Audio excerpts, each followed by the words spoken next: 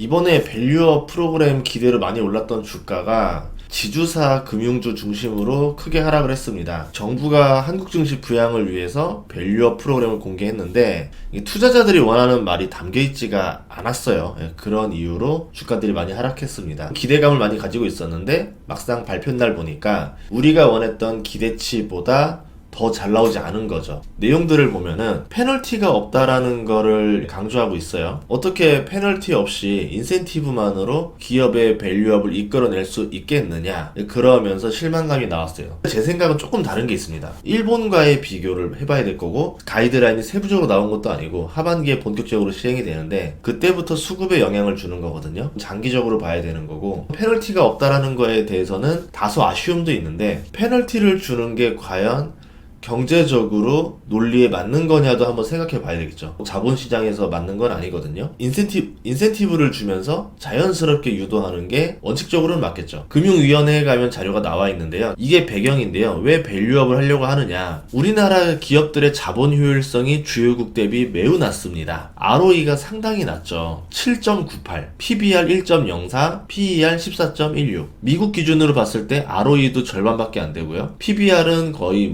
3분의 1도 안 되고요. PER도 꽤 낮습니다. 한마디로 코리안 디스카운트라는 거라 볼 수 있는 거죠. 어떻게 해야 코리안 디스카운트가 해결될 것이냐. 주식시장은 자본을 조달하기 위해서 기업들이 시장에 들어간 겁니다. 자본이 잘 조달되려면 기업의 가치를 높게 받아야 돼요. 미국에서 상장하면은 5조를 받을 수 있는데 한국에서 상장하면 3조밖에 못 받습니다. 정상적인 기업인이라면 미국에 상장하겠죠. 더 많은 가치를 받고 더 많은 자본을 조달할 수 있으니까요. 이런 것들을 해결하게 되면은 이제 기업들이 미국에 상장하려고 하지 않고 한국에서도 상장할 매력들이 늘어날 수 있겠죠. 주식 투자자 입장에서는 우리 기업이 3천억 받을 게 5천억 받을 수 있으니까 투자자로서도 매력이 생기는 겁니다. 서로서로 좋은 거거든요. 그래서 정부는 인프라, 투자자, 기업 세 분야를 개선한다. 인프라에서는 불공정 거래랑 불법 공매도 대응을 강화하겠다. 투자자 입장에서는 외국인 아이디를 폐지하겠다. 그리고 이제 ISA 세제 혜택을 확대하겠다. 기업 입장에서는 기업 가치를 제고하겠다. 예를 들어서 배당이라던가 물적 분할, 내부자 거래, 자사주 여러 가지들이 있겠죠. 그 중에서 이번 밸류업은 마지막 기업가치 제고에 있습니다. 문제가 많은 게 한국의 시가총액이 주요 순위로 보면 13위 정도 돼요. GDP 대비 순위가 떨어집니다. 이 시가총액을 GDP로 나눈 이제 버핏 지수를 보면은 한국이 116%고요. 대만이 221%입니다. 미국이 166%예요. 일본도 123%입니다. 우리나라의 버핏 지수가 그다지 높지 않다라는 거죠. GDP 능력 대비 저평가받고 있다. 우리나라가 다른 나라들보다 향후 미래 먹거리 전도 유망한 기업들이 많이 있습니다. 그런데도 불구하고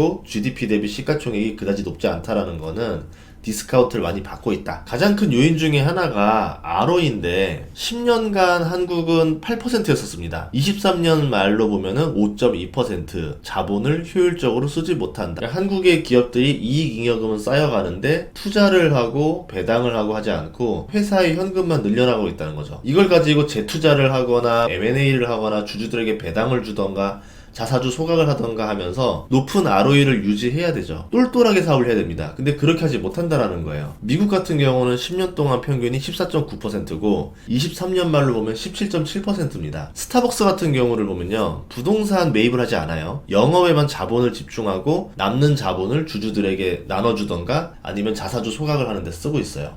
우리나라 기업들은 부동산 투자를 되게 좋아합니다. 부동산 투자를 하게 되면은 어쩔 수 없이 이 ROE가 떨어질 수밖에 없어요. 자본은 늘어나고 거기서 얻는 이익은 별로 늘어나지 않기 때문이죠. 아무튼 그런 상황에서 나온 정부의 가이드라인이 그렇게 마음에 들지 않았던 거예요. 시장 입장에서는 이거보다 좀 더 센 거였어야 되는데 하는데, 그냥 상장 기업들에게 인센티브로 자발적 참여를 유도하겠다. 만약에 인센티브가 매력적이지 않다면 기업들이 참여하지 않겠죠. 그러면 밸류업 프로그램은 이어질 수가 없습니다. 투자자들한테는 코리아 밸류업 지수 ETF를 개발해서 시장의 돈이 이쪽으로 쏠리게 해주겠다, 이런 얘기도 한 거고, 스튜어드십 코드를 반영해서 주주 가치를 제고하는 대로 의결권을 모아주겠다. 이것도 좋은 일이긴 한데, 우선 기본적으로 인센티브만으로 자발적 참여 유도가 되겠느냐가 시장에서 하는 지금 가장 큰 걱정인 것 같아요. 상장 기업 스스로 중장기적 관점에서 기업 가치 제고를 공부를 위해 각 기업에 적합한 계획을 수립해서 공시하고 이행해라. 스스로 알아서 해라라는 겁니다. 이게 스스로 알아서 해라라는 게 이런 거거든요. 엄마가 자녀한테 가서 알아서 공부해, 열심히 해 라고 하는 거랑 알아서 해, 하여튼간 두고 봐, 이제 이거랑 다른 거거든요. 그 아다르고 어다르라는 건데 어떤 뉘앙스로 주냐는 거예요. 일본에서 준 그 스스로의 의미랑 한국에서 말하는 스스로의 의미가 다를 수가 있습니다. 정부가 기업들에게 있는 그 권위적인 위치라던가 사회적인 문화라던가 그 기업들이 가지고 있는 신념, 철학의 유지라던가 CEO들의 도덕성이라던가 여러 가지들이 있는데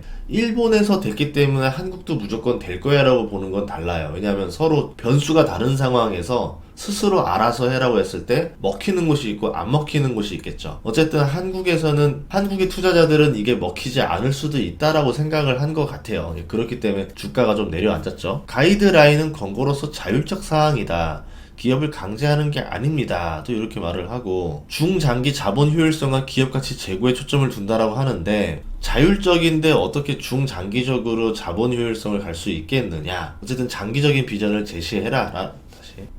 중장기 자본 효율성과 기업 가치 제고에 초점을 두란 얘기는 뭐냐면 배당 계획을 5년짜리 아니면 10년짜리 배당 계획을 세우고 매출 성장 계획 그리고 ROE를 올릴 수 있는 방안들을 길게 세워라라는 겁니다. 그러면 기업에 계속 지속적인 수급이 들어올 수 있도록 해라. 이런 얘기들인데 말은 다 좋아요. 근데 이거를 실행할 수 있도록 유도를 해야 되겠죠. 자본 비용, 자본 수익성, 지배 구조 등을 다각적으로 파악하겠다라는 겁니다. 이제 ROE라는 단어를 볼 수밖에 없다는 거죠. 기업 가치가 적정한 수준인지 기업 스스로 평가를 해라. 마지막으로 공시가 연 1회입니다. 자율 공시고요. 상장 기업 홈페이지 및 거래소를 통해서 자율 공시를 해라. 이렇게 나와 있는데 일본이랑 같은 조건이에요.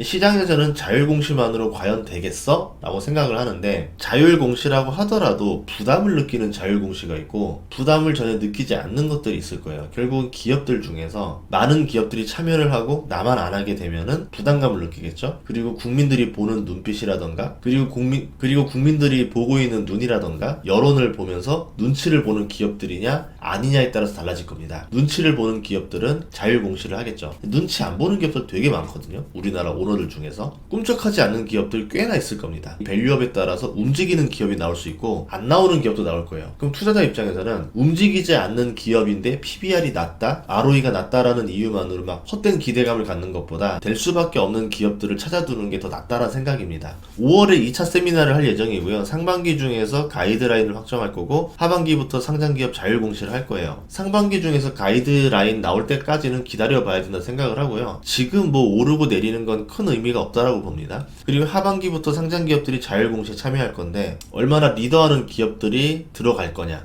그거에 따라서 주가가 움직이기 시작하면은 이제 주주들이 알아서 압박을 하기 시작할 겁니다. 이 기업들 이렇게 하니까 주가가 팍 올랐네? 근데 우리 기업은 대체 왜 안 하고 있지? 주주들이 엄청나게 압박을 하겠죠. 그 압박에 못 이겨서 움직이지 않던 기업들조차도 움직이게 되면서 전반적으로 밸류업이 나올 수도 있다. 그리고 정부 입장에서도 페널티를 주게 되면은 여러모로 부담스러워져요. 그게 과연 자본주의 국가에서 할 수 있는 일이 맞느냐. 그리고 기업들의 반발이 있을 수도 있죠. 그렇기 때문에 인센티브를 통해서 기업의 참여를 요구하고 우회적으로 다른 편으로 압박을 주는 게 훨씬 더 유리하다라 보는 겁니다. 가장 강력한 거는 세제 지원인데 예를 들어서 상속과 증여세 감면을 해주게 되는 게 중요하겠죠. 왜냐면 오너 입장에서는 주가가 오르면은 상속세가 늘어나요. 쉽게 얘기해서 주가가 2배 올라가면은 상속세가 2배로 늘어납니다. 그럼 오너 입장에서는 주가가 2배 늘어나게 되면은 상속세를 절반으로 더 떨어뜨려 줘야 되는데 세제 혜택을 그렇게까지 세게 해주지 못할 거다면 세제 혜택을 그렇게 세게 해주기는 어렵겠죠. 그럼 오너 입장에서는 주가가 안 오르는 게 더 이득입니다. 상속이 끝난 기업들은 상관없겠지만 상속을 앞두고 있는 기업 입장에서는 밸류업 프로그램에 참여하지 않을 가능성이 높겠죠. 코리아 밸류업 지수 편입이라는 당근도 줄 수 있는데 지수 ETF로 돈이 들어오니까 주가가 오를 수 있다. 이거는 투자자에 대한 혜택이지 오너에 대한 혜택은 아니에요. 주가 오르기 싫어하는 오너한테 이런 게 혜택이 아니라 이건 형벌이죠. 모범 납세자를 선정한다던가 법인세 공제나 감면 컨설팅을 우대해 준다던가 여러 가지들이 있는데 그게 상속세가 늘어나는 것만큼의 혜택이 있는 건 아닙니다. 그래서 오너 입장에서 좀 더 생각하고 조금 더 파격적인 인센티브를 주는 게 시장에서 반응이 좋을 거다라 생각을 하고 있어요. 제 생각에는 정부가 공무원적인 발상 말고 좀 더 영리한 발상을 하면 좋을 것 같아요. 밸류업을 했을 때 누가 이득을 보는가를 먼저 생각해야 됩니다. 사업가들은 그렇게 먼저 생각을 해요. 누가 이득을 볼까요? 밸류업이 되면은 주가가 올라요. 우선은 국민들이 이득을 봐요. 국민들이 이득을 보게 되면은 이번에 정책을 낸 정부에 대해서 지지율이 올라갈 수가 있습니다. 두 가지가 있겠죠. 자, 그 다음에 주가가 올라가니까 증시가 3천을 넘게 되면 어떤 일이 벌어집니까? 투자자들이 늘어나고 신규 투자자들이 들어오기 시작합니다. 제2의 동학개미 운동이 벌어지는 거죠. 그러면 거래대금과 수수료가 증가합니다. 이랬을 때 웃는 사람들은 증권사예요. 그러면 증권사는 이번에 밸류업 프로그램에 대해서 정부를 도와줄 가능성이 높습니다. 만약에 저라면은 이런 정책을 낼 것 같아요. 주주총회 전에 의결권을 그동안은 우리가 막 사이트 모으고 뉴스에 내고 보도해서 주주들 어디 있는지 찾아야 돼서 막 공지하고 저한테 모아주세요. 굉장히 어렵게 의결권을 모았어요. 귀찮다 보니까 사람들이 잘 안 주기도 했었고 증권사 시스템에다가 집어넣으면 된다 생각해요. 그러니까 MTS 프로그램 안에 주주총회 전에 의결권을 모아줄 수 있는 시스템을 만들어주면은 누구나 의결권을 쉽게 몰아줄 수가 있겠죠. 우리나라 많은 상장사들을 보면은 30%가 안 되는 지분으로 기업을 지배하는 오너들이 많이 있습니다. 국민연금이 지분을 꽤 보유한 기업들도 많아요. 국민연금이 그동안은 의결권에 잘 나서지 않았는데 이제 본격적으로 의결권에 표를 던져줄 수가 있게 되겠죠. 강성주주 펀드라던가 사모펀드가 지분을 보유한 기업들도 많이 있어요. 여기에 소액 주주들까지 합치면은 오너의 적은 지분으로 경영권을 행사하기 어려워질 수도 있습니다. 누군가가 주주가치 재고를 오너한테 요구하고 오너가 이 조건을 받아주지 않으면은 의결권을 모아달라는 제안을 요구할 수 있겠죠. 그게 합당하고 신분이 확실한 사람이라고 인증이 되면은 그 제안에 대해서만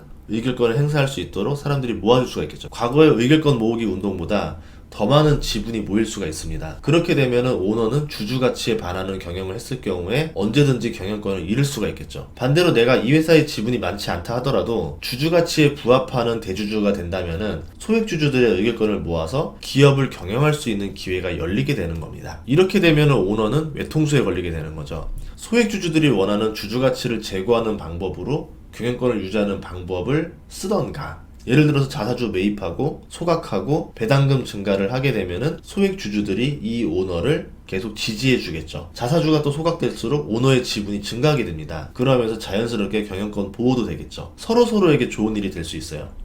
두 번째는 경영권 확보를 위해서 오너가 주식을 매수하는 거예요. 20% 지분으로는 경영권 공격을 계속 받겠구나. 그러면 돈을 벌 때마다 계속 지분을 사모으겠죠. 30% 중반대까지는 끌어올리려고 할 겁니다. 그러면 시장에서 매수세가 들어오고 유통 물량이 마르게 되니까 주가 상승 호재가 되죠. 가장 치사한 방법은 뭐냐면 백기사를 서로 두는 거예요. 이 회사 저 회사한테 말해서 너가 너희 회사 돈으로 우리 회사 주식을 좀 사줘. 우리 회사 돈으로 너희 회사 주식을 좀 사줄게. 그리고 어떤 일이 있다 하더라도 서로 의결권을 들어주는 걸로 하는 거야. 근데 이게 지금은 상속세도 안 들고 주주 가치를 무시해도 법적으로 문제가 없으니까 이렇게 하는 기업들이 있어요. 근데 저라면은 이 백기사를 오너 개인을 위해서 회사 돈을 활용했으니까 배임죄를 물어버리면 됩니다. 모든 상황에서 물 수는 없겠죠. 근데 주가가 오르지 않다라던가 기업의 가치를 내리는 의결권에 표를 던져준다던가 그러면 그때 바로 배임죄를 물어서 체포하면 돼요. 이런 판례가 나오면은 다른 오너들도 그렇게 못하게 됩니다. 자, 그러면 결국 주식시장은 어떻게 될까? 정부의 의지가 가장 중요하다 생각하거든요. 인센티브만 먹여도 기업을 압박하는 정도에 따라서 기업들이 느끼는 부담이 달라질 거고, 자율공시라고 하는데 기업이 나오는 태도가 달라질 수가 있습니다. 의결권 위탁제도만 잘 만들어줘도 기업을 충분히 압박할 수 있다라고 봐요. 밸류업은 미국, 일본에서 봤듯이 한국 증시가 어차피 가야 할 방향인 거고 시간의 문제지 결국 가야 할 길이고 결국은 이게 해결되면서 한국 증시가 오를 수밖에 없는 구조라고 생각을 해요. 신사업을 하고 있고 굉장히 민주적인 국가고 자본주의적인 국가이기 때문에 이렇게 디스카운트 눌러놓는 게 오래 갈 수는 없습니다. 그리고 이번에 논의가 나왔다라는 것 자체가 이제 주식 투자자 규모를 정치권이 의식하기 시작했다라는 뜻이고요. 이제는 주주들도 나설 거고 정부들도 나서면서 오너들이 이 기업을 내 쌈짓돈처럼 쓰기가 쉽지 않을 겁니다. 가이드라인이 명확히 나와야지 수혜주 옥석을 가릴 수 있을 것 같은데 지금부터 막 이거야 라고 예상해서 하기 쉽지 않을 것 같고 상황을 보면서 맞춰나가는 게 좋지 않을까라 생각을 해요. 본격적으로 시행되는 하반기부터 내년까지는 이제 밸류업 영향으로 주가가 많이 오를 가능성도 염두에 둬야 된다는 생각을 합니다. 오너가 상속 직전인 경우에는 최대한 안 움직이려고 하겠죠. 상속 작업이 끝난 작업들, 그리고 오너가 주가에 관심이 많은 기업들이 있어요. 그러면서 지주사인데 신성장 사업을 가지고 있는 회사들 또는 오너가 없는 금융사들, 이런 것들 위주로 잘 볼 필요가 있지 않을까 생각을 합니다.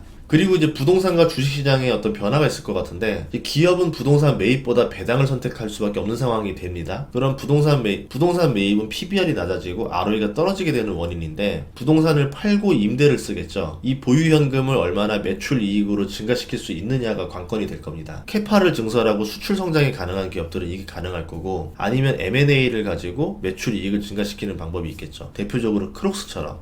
그게 되지 않는다면은 그냥 이 돈을 가지고 배당을 주던가 자사주 매입을 해서 주가를 부양할 수가 있습니다. 두 번째로는 기업이 부동산을 판다는 거는 결국 건물 토지 시장에서 큰 손이 빠지는 거거든요. 대형 빌딩 시장은 영향을 줄 수밖에 없어요. 이제 기업들 입장에서는 본사를 매입하는 것보다는 리츠를 통해서 주주들한테 배당금을 주고 기업이 임차해서 쓰는 방식이 PBR을 높일 수 있기 때문에, 그러면 노후 투자로 부동산보다는 금융 투자가 매력도가 더 증가할 수 있겠죠. 주식 시장은 주가가 계속 꾸준히 올라가고 배당이 꾸준히 올라가는데, 이제 부동산 시장은 공실 증가라던가 매수세가 떨어지기 때문에 옛날 같지 않게 느껴질 수가 있을 거예요. 그러면 고배당주라던가 배당 성장주가 앞으로 노후 인구가 늘어남으로 인해서 밸류가 더 빠르게 올라갈 수도 있다, 이렇게 보고 있고요. 일본의 상황을 보면은 페널티 없이 자발적인 참여를 권고하고 있거든요. 연 1회 이상 자율 공시를 하고 PBR이 1배 이하는 무조건 해라, 이런 기준도 없습니다. 그냥 진짜 자율이에요. 그럼에도 불구하고 사상 최고치로 증시가 올라갔어요. 물론 일본의 정책 때문에 일본 증시가 사상 최고치로 간 건 아닙니다. 그 중에 하나의 원인이었던 거고, 환율이라던가